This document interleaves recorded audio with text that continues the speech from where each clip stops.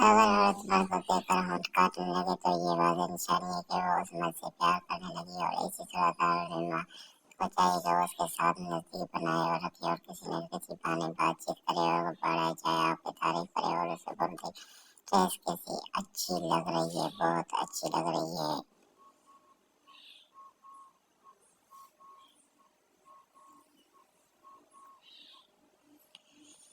ऐसी बातें करने से अर्जुन मर्द के करीब हो जाती है और बात करते वक्त अपने गर्दन पर हाथ फेरे तो समझा इशारा दे रही है आपके इश्क में मुबतला हो गई है और आपके साथ जो जाए कर सकते हैं। एक बुरी औरत बेशुमार मर्दों को गुमराह कर सकती है, लेकिन बेशुमार मर्द